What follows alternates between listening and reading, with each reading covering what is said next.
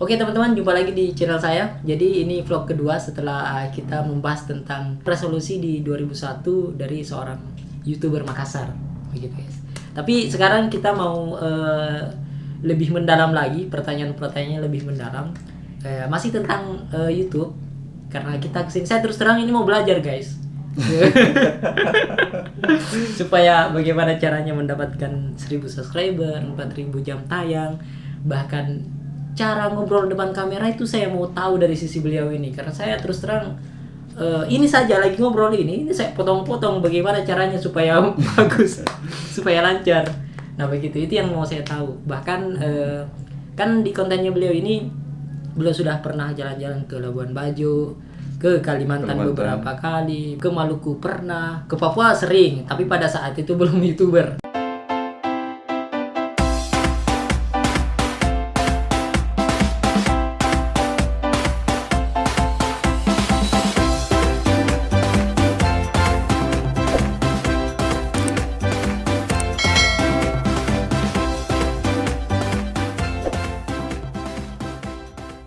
Oke, jadi apa nih bro? Hari ini next video ya? Ya, next video. Next video. Ini pertanyaannya tentang apa nih?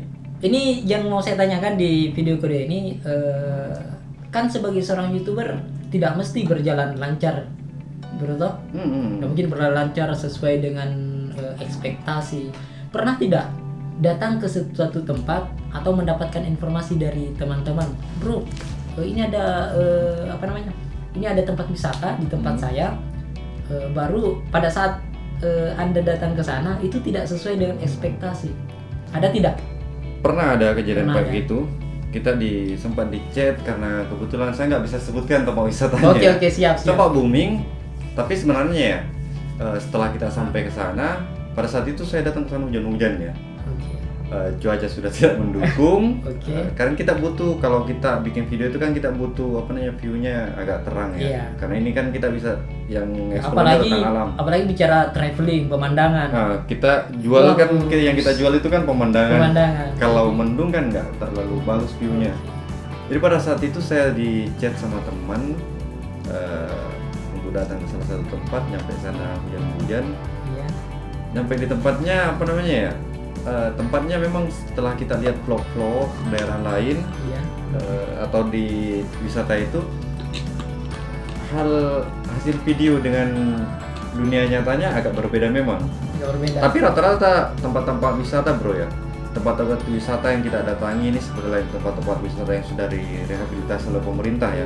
Rata-rata memang tempat-tempat wisata yang ada di Indonesia itu masih kurang di up ya. Oleh pemerintah setempat. Iya. Bahkan nggak ada fokus dia gue. Bahkan ada beberapa tempat-tempat wisata ya, kayak di daerah di daerah Labuan Bajo sana. Saya apresiasi sekali tentang masyarakat di sana. Ada, kalau kalian lihat channel saya ada di Waibobo itu, ada Waibobo. Itu yang kelola sekarang masih swasta.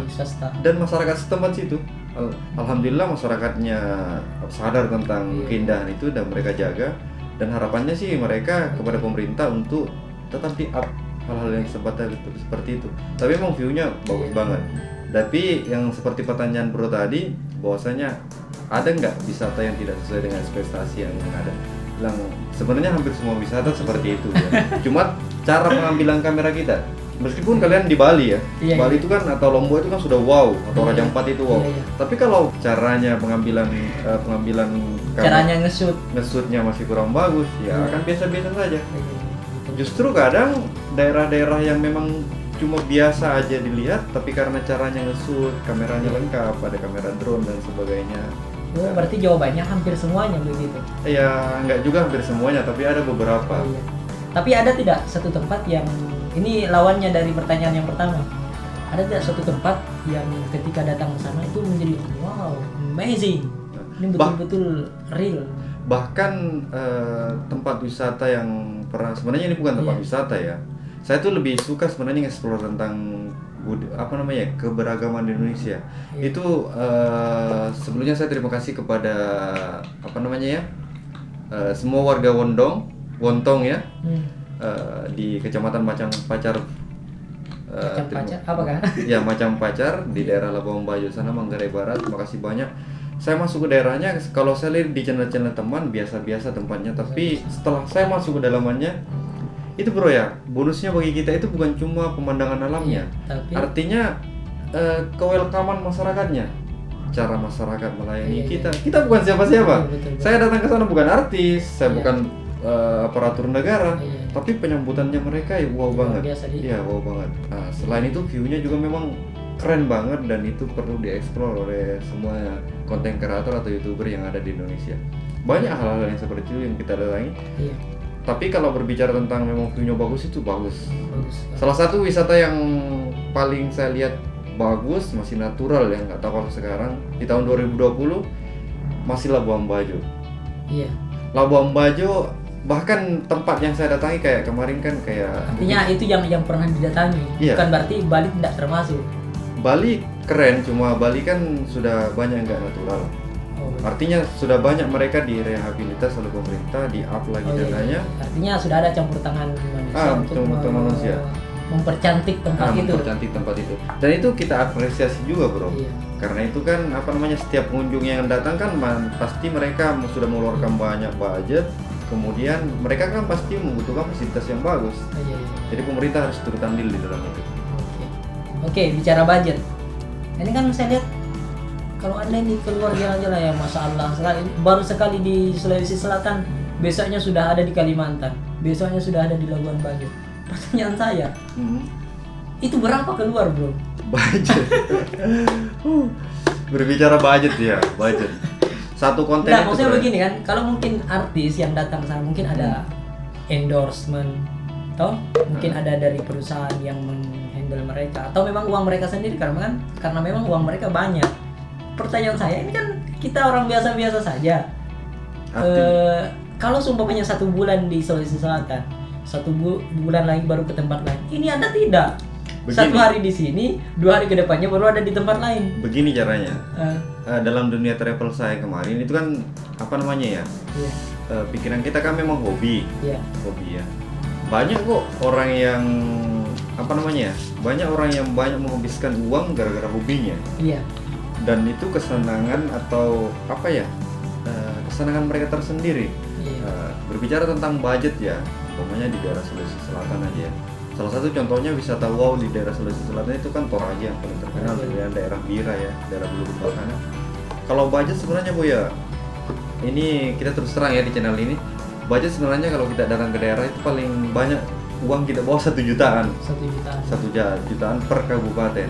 Tergantung juga kalau kita mau tinggalnya di hotel ya. Nah, dan kita harus pintar-pintar juga. Kita kan budget terbatas. Iya. Kita ambil penginapan-penginapan yang murah. Dan kebetulan ketika saya travel itu nggak sendiri. Iya. Kita kadang 3 orang, 4 orang, 5 Oh, orang. sama-sama. Jadi kita kayak Bagi-bagi. Nah. ininya. Oh iya. jadi budgetnya yang seumpamanya penginapan kan umpamanya harganya 150. Iya.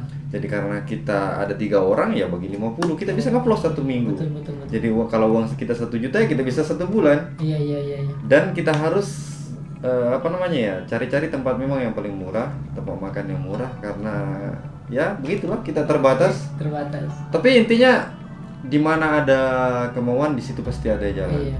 Saya nggak tahu itu uang dari mana dan sebagainya, tapi Tuhan selalu memberikan kita apa namanya jalan ke sana. Iya. Kadang kayak pengalaman saya bro ya, waktu di Labuan Bajo, saya tuh ngevlog 4 hari di pedalaman. 4 hari di pedalaman. Saya lihat uang saya di dompet masih tetap ada. Kenapa bisa? Ya itu pertanyaan yang paling wow kan. 4 hari saya di pedalaman, tetap ada. Itu saya bilang, makanya saya bilang terima kasih kepada warga Manggarai ya. Welcome orang sana itu wow banget bro. Di sana itu kayak makanan dan sebagainya itu, Iya. makanan itu sama dengan pendatang yang datang ke sana itu Iya. sama dengan mereka anggap dengan saudara mereka. Di semua tempat. Di semua tempat, presiden kah, bupati kah, camat kah, atau pak desa kah dan sebagainya.